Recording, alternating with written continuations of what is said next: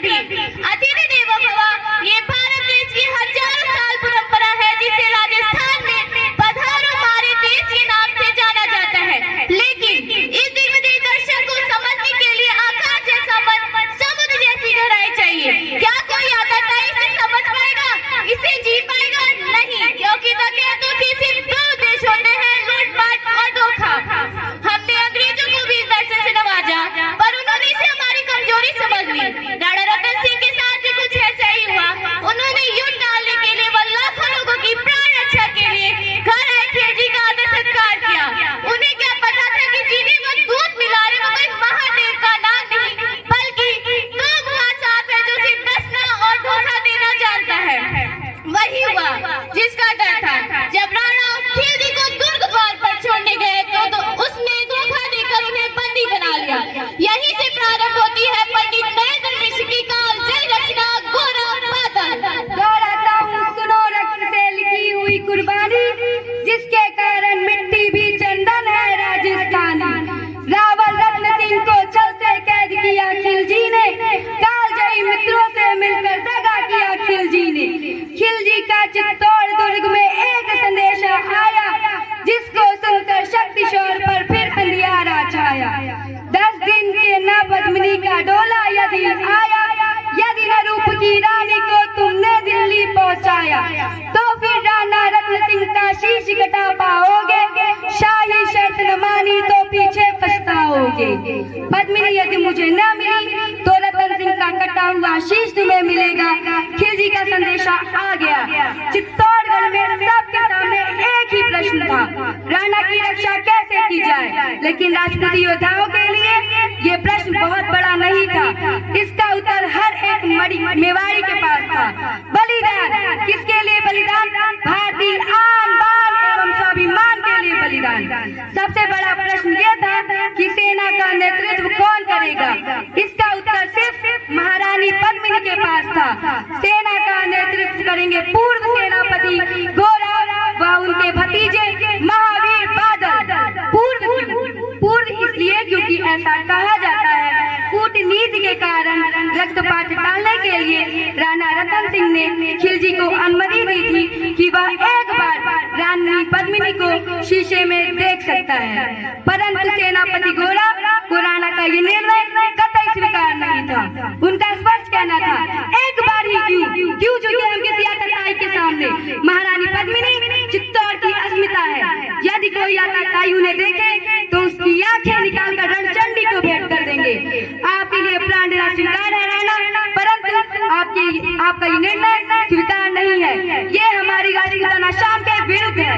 इस वजह से उन्होंने व्यथित होकर किला छोड़ दिया और वन चले गए। महारानी स्वयं उन वीरों को मनाने के लिए अपनी अंगरक्षिका सहित वन को गई। रुष्ट हुए बैठे थे सेनापति गोरा रणधीर, जिनसे रण में भय खाती थी खिलजी की शमशीर। अन्य अनेकों मेवाड़ी योद्धा रण छोड़ गए थे, रत्न सिंह की संधि नीति से नाता तोड़ गए थे। पर रानी ने प्रथम वीर गोरा को खोज निकाला। मन भटक रहा था, मन में तिरस्कार की ज्वाला।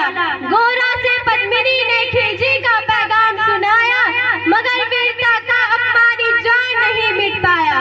बोला, मैं तो बहुत तुच्छ हूँ, राजनीति क्या जानू, निर्वासित हूँ, राजमुकुट से हट कैसे पहचानू।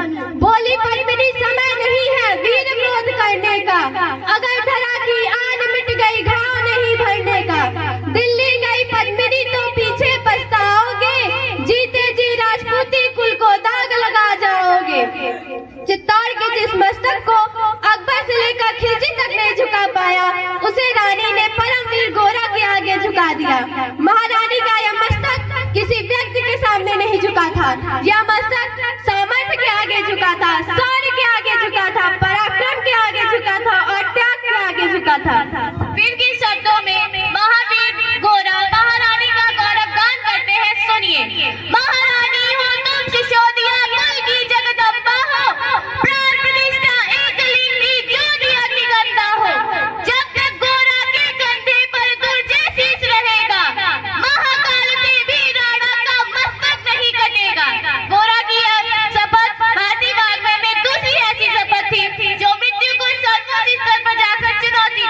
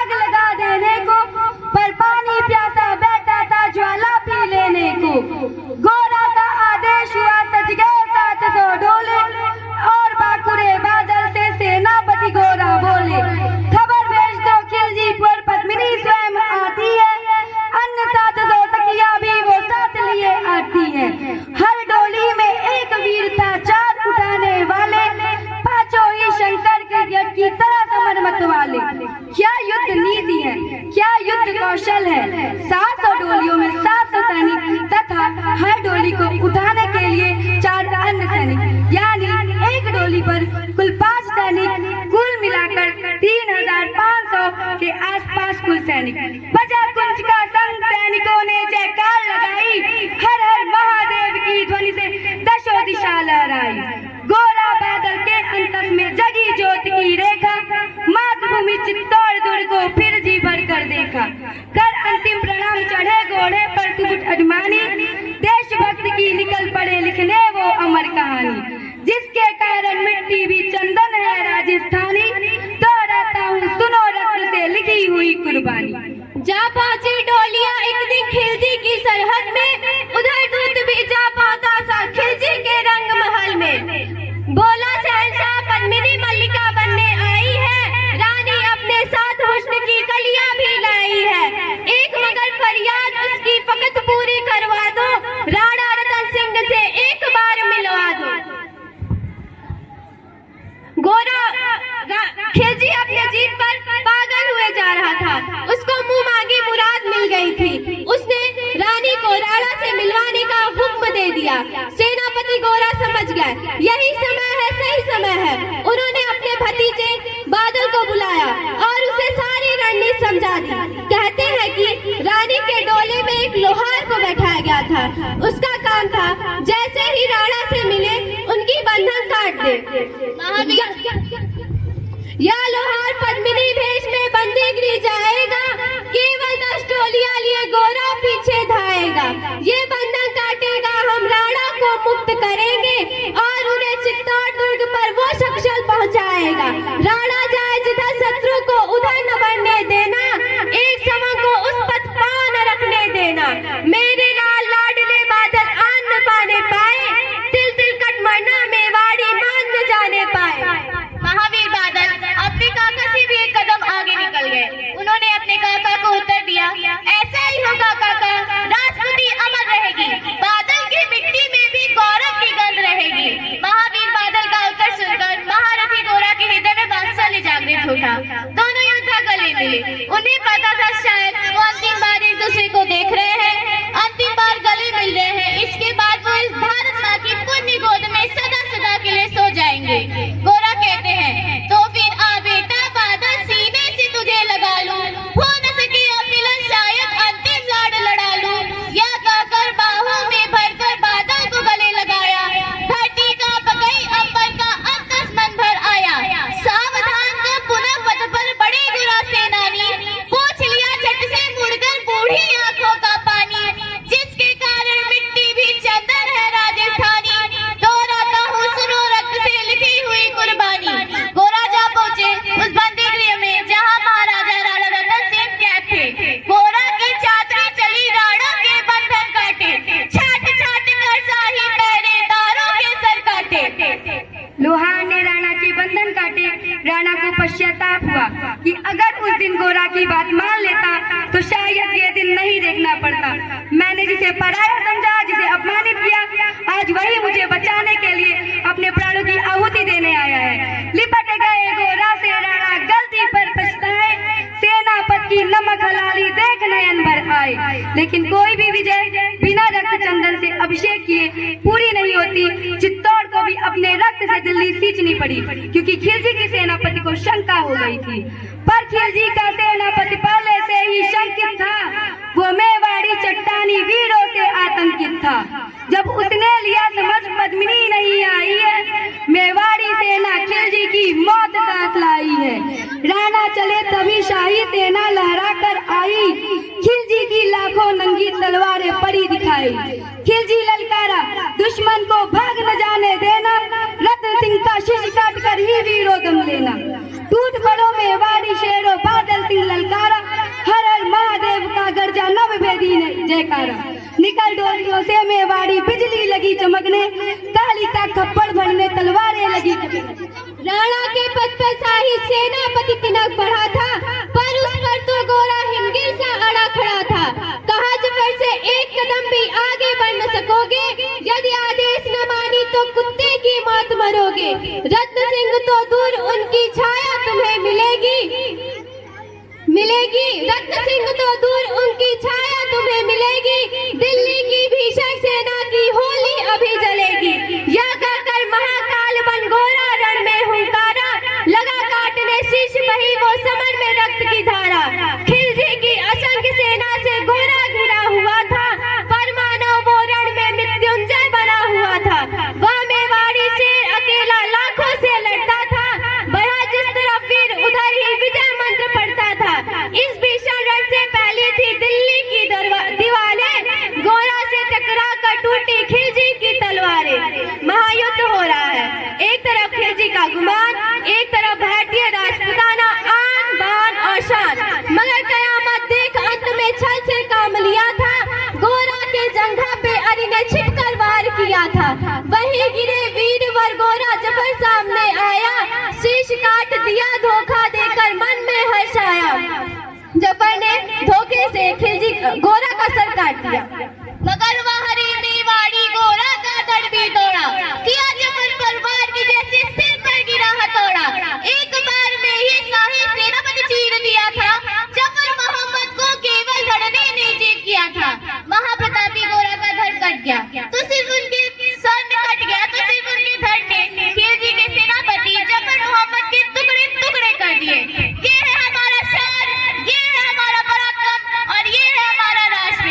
जब बादल ने अपने काका का यह हाल देखा तो उनकी आंखों में रक्त उतर आया और वे बिजली बनकर खिलजी की सेना पर टूट पड़े।